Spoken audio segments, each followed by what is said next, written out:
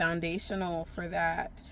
And even though I have read much of, if not all of the Bible throughout the years, revisiting what you've read as you continue to grow, you get a new or deeper insight on what the message or the teaching or the law, the guidelines are for us to follow by faith and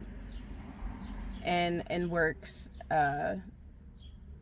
in obedience to the will of our Father God and in Jesus Christ.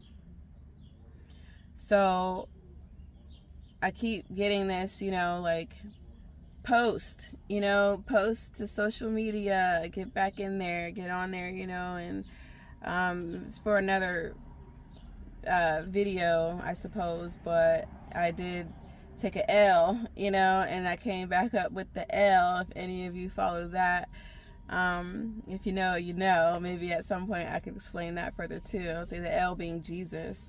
I'm not going to expound on that right now, but I will say that I didn't know really where to start, so I'm just going to start now. I just got back from dropping off my little ones at daycare, and I seen my longtime book, Psalms and Proverbs, that I have sitting on my dash in my car, and I figured, when I was opening the door, getting ready to get out, I looked at it and I thought, just read it, just read it for a moment. Take a moment to, maybe see what God has to say, or just, get some wisdom real quick, So I opened it up, and the first page I came to, this is what I read, okay? Let me make sure I start at the right point where I read.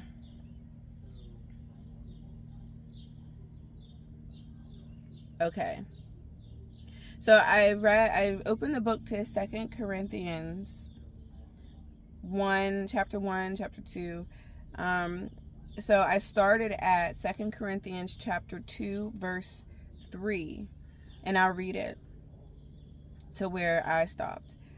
And I wrote, 2 Corinthians chapter 2, verse 3. And I wrote as I did, so that when I came, I might not suffer pain from those who should have made me rejoice. For I felt sure of all of you, that my joy would be the joy of you all.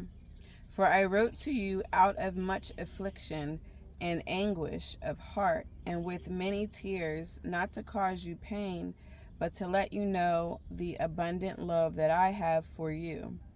Now, if any